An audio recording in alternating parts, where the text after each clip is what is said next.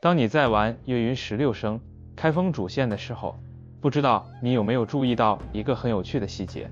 赵匡胤跟赵光义这两兄弟的互动，其实微妙的让人有点背脊发凉。作为异母同胞的亲兄弟，又是大宋王朝初年连续2任的最高统治者，他们之间那种客气中带住防备的感觉，其实非常不寻常。如果我们把时间拉回宋朝刚建立的那几年，你会发现宋初的权力结构远不如后世史书写的那么稳定。它表面上是一个文官治国、挥别5代混乱的新兴王朝，但在权力核心的架构设置，尤其是赵氏皇族内部，仍然残留着浓厚的5代政治阴影。那是一种对兵权、对宗室、对身边人的深度不信任。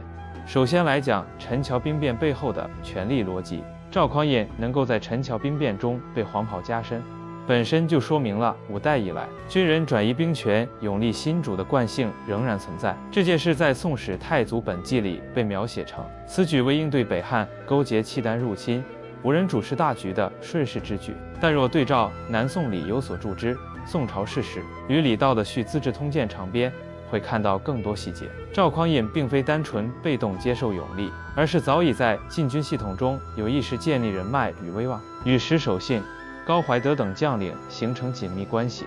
因此，宋初皇权的第一个核心问题，其实不是怎么治理天下，而是怎么防止第2次陈桥兵变。赵匡胤自己就是兵变夺权的主角，也就更明白权力可能如何流逝。接下来讲宋初官场权力架构设计中的防御心态。宋朝初年的权力架构呈现出实际权力高度集中于皇帝个人的状态。从表面看，宰相仍然是百官之首，但在实际运作中却呈现出3权分立的格局。枢密院掌军政，3司掌财政，中书省掌行政，彼此制衡，而最终裁决权牢牢收回皇帝手中。这种设计在《宋史直观志》中有详细记录。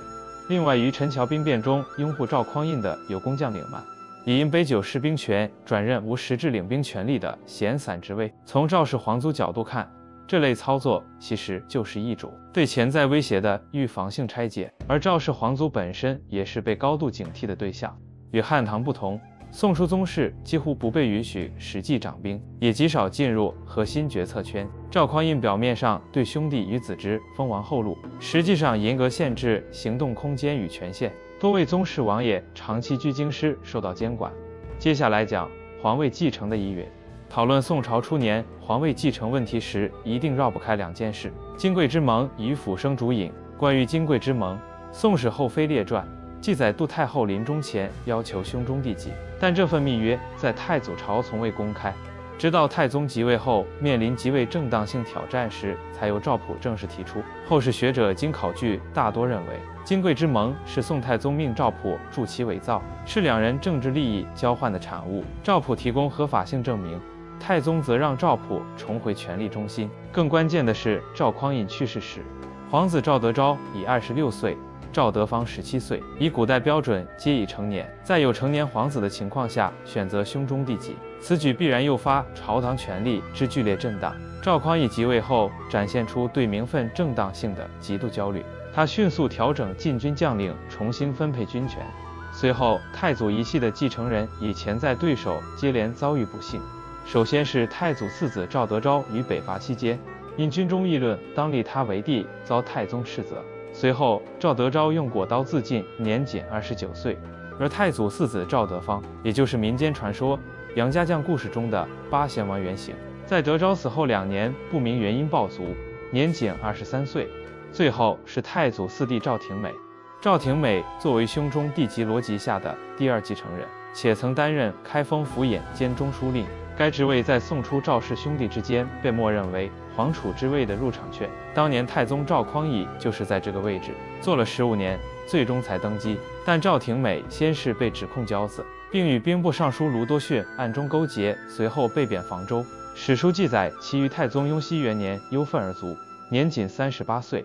2位成年皇子以储君第2顺位的弟弟，在太宗即位不到10年内相继离世。所有潜在影响太宗地位的可能威胁均被移除。而辅生主尹之所以在民间野史中具有大量拥护者，是因为它完美契合了当时的权力真空与异常迹象。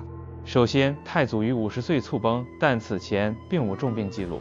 且金贵之盟的提出时机过于巧合。太宗死前也有贿赂朝中重臣与将领以拉拢人心的记录。另外，太祖子嗣与赵廷美的悲惨结局，更是替这场权力更迭涂抹了浓重的血色，这留给后人大量的想象空间。且宋朝初年的社会尚笼罩在五代混乱的政治氛围中，当继承逻辑与传统父死子继相悖，质疑就成为必然。总结来说，宋初的权力架构不是一套成熟稳定的文治体系，而是宋朝初年统治者在高度恐惧中形成的防御型制度。赵氏皇族在这个过程中既是王朝合法性的象征，也是被严密管控的风险人物。从赵匡胤对兄弟的防范，到赵光义对侄儿与弟弟的压制，这条潜规则也随着皇位传承延续下去。血缘越近，就越需要被隔离在权力核心之外。这种选择成功地防止了五代氏的内部政变，却也让宋朝陷入了强主弱亲、重文轻武的慢性病症。